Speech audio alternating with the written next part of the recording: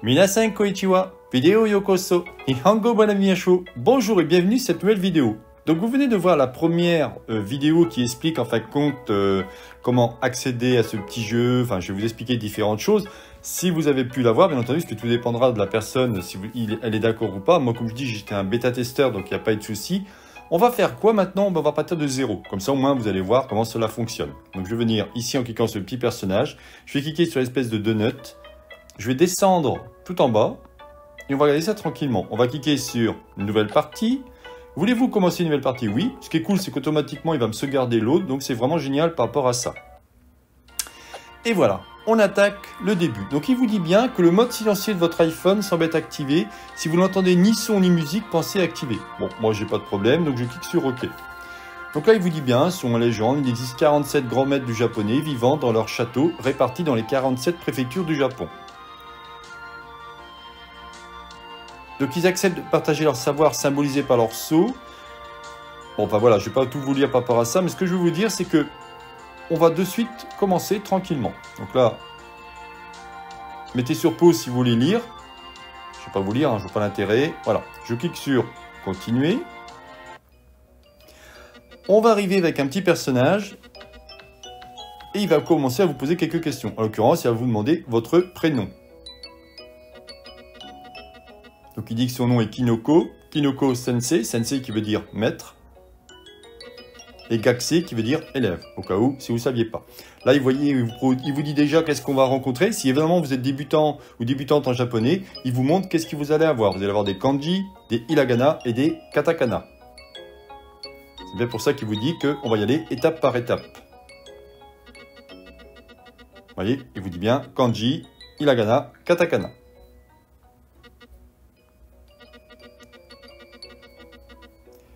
Donc il vous explique qu'en fin de compte, les hiragana sont utilisés pour exprimer des sons, des syllabes comme ha, a, mi, no, et ainsi de suite. Bien entendu, ce qui est génial, c'est qu'on a de suite une interaction. Vous voyez, on entend le bruit. Mi, no. Ça, c'est vraiment génial.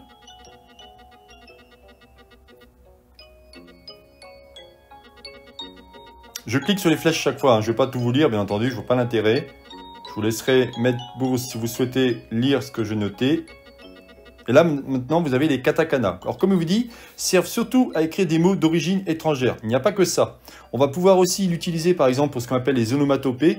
Quand l'eau tombe, quand une porte claque. Enfin, on va souvent utiliser ce genre de choses. Mais comme il vous dit bien, ils vont avoir des formes plus anguleuses. Là aussi, vous voyez, si je clique, tout simplement, chaque fois je vous mets la flèche qui vous indique bien à quel endroit je clique au niveau de mon doigt. Le dernier système d'écriture que l'on va voir, qui est effectivement le plus complexe, on pourrait dire dans la langue japonaise, c'est les kanji.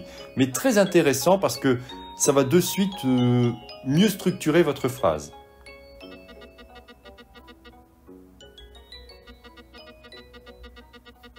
Je continue à appuyer sur la petite flèche. Voilà, donc il vous dit bien, vous aurez Ki, Yama, Kawa. Donc vous avez bien l'arbre, la montagne et la rivière.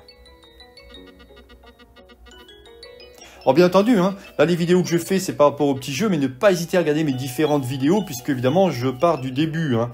C'est bien, ça me permet de voir un petit peu est-ce que j'ai pas dit des erreurs, parce que souvent j'ai eu des personnes qui m'ont fait des remarques comme quoi j'avais fait des erreurs dans mes vidéos. J'en suis vraiment désolé, mais comprenez bien une chose, c'est que j'ai personne qui est derrière moi en train de me taper sur l'épaule pour dire « Hey Jean-Michel, t'as fait une erreur ». Je m'en rends pas compte. Même quand je m'enregistre, j'essaye de corriger, mais des fois c'est compliqué. Donc vraiment désolé par rapport à ça, mais croyez-moi que c'est pas évident. Hein. Après, je suis un passionné, donc je m'amuse avec cette langue, je vous le partage. Je ne suis pas du tout ni un professeur, ni un sensei, ni quelqu'un qui va vous donner vraiment des choses avec une exactitude. Non, non, pas du tout. J'essaye de vous montrer ce qu'on peut faire avec. Voilà. Donc là, il me dit en fin de compte à quoi, bon alors là je vais laisser tel quel, mais il me dit, peux-tu me dire à quoi tu ressembles? Donc effectivement, moi la première fois, je me suis mis des lunettes, j'ai changé mes cheveux, voilà, j'ai changé différentes choses et ainsi de suite, pour rendre le truc un peu plus cool. Ça me fait vraiment penser à une espèce de Minecraft, mais japonais. Donc là, quand vous êtes OK, vous cliquez, vous avez l'espèce de coche en vert. Pourrais-je savoir comment tu t'appelles? Bien entendu, donc là je vais mettre nouveau nom, et je vais m'appeler Jean-Mi. OK, partant de là, on clique sur OK. Je vous mets les flèches à chaque fois. Alors, il vous dit quel est ton nom, 15 caractères maximum, pas de problème. Je clique ici. Et là, vous allez voir, c'est marrant, un petit personnage, il vous dit « Oh, c'est un joli prénom, mais il va m'appeler Ho Ho Ho. » Pourquoi? Parce qu'il ne sait pas dire autrement. Vous voyez? Ho Ho Ho. Bon, si ça ne te dérange pas, de toute façon, on n'a pas le choix. Donc, mais c'est drôle, je trouvais ça vraiment de suite assez marrant. Voilà, donc on a cliqué sur les petites flèches et on va arriver à la première mission qui va s'appeler Papa.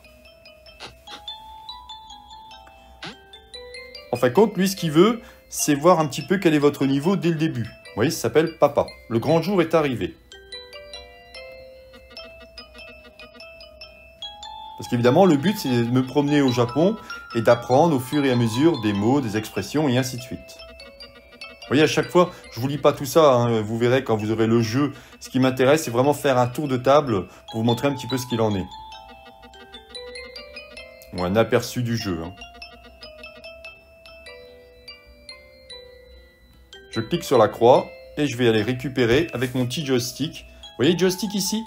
Prends le livre de japonais, donc je vais le prendre. C'est ce que vous avez vu quand je vous ai montré dans la première vidéo.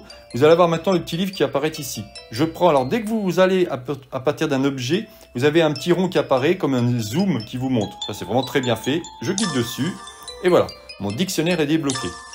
Livre de japonais débloqué, ça c'est cool. Je vais cliquer sur la flèche, maintenant tu as ton livre, il va falloir le remplir. Effectivement, c'est ce que je vais faire.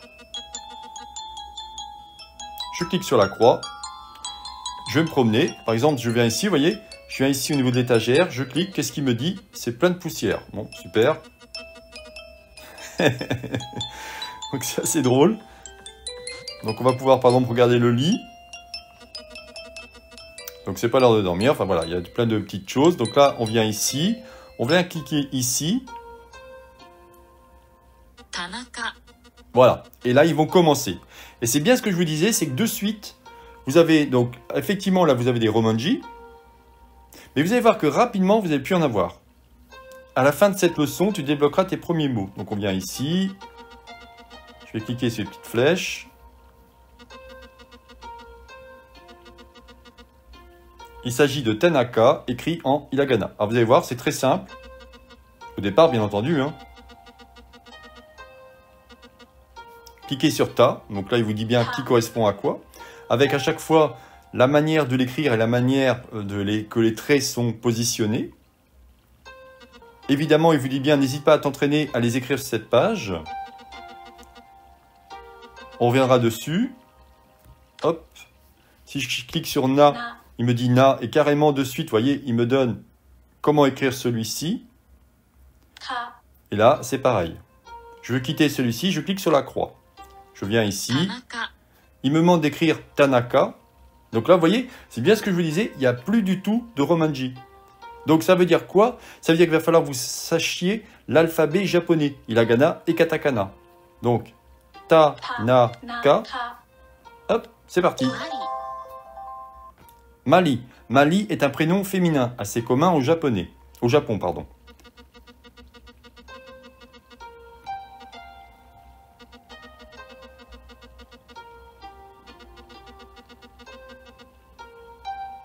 Donc il vous dit qu'on peut sauter effectivement certains éléments si besoin. Bon, moi je vais continuer. Mali. Voilà, là il me demande d'écrire Mali. Donc si vous ne savez pas que ça c'est le M, donc ça c'est Ma, pardon, et ça c'est Li, effectivement c'est embêtant. Mali.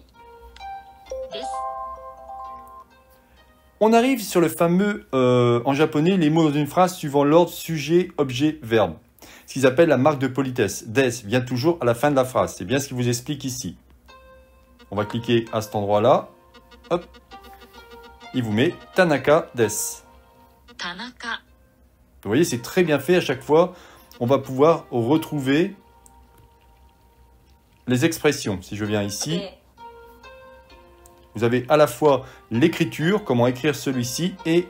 Alors je vous dis, c'est très simple pour l'instant. Bien entendu, si vous n'êtes pas débutant et débutante, vous allez me dire, oh, Jean-Michel, t'es bien gentil, mais c'est extrêmement simple tout ça.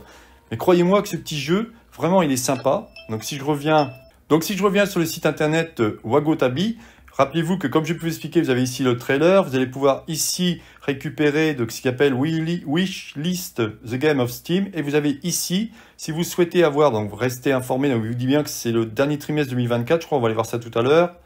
Et en bas, voilà.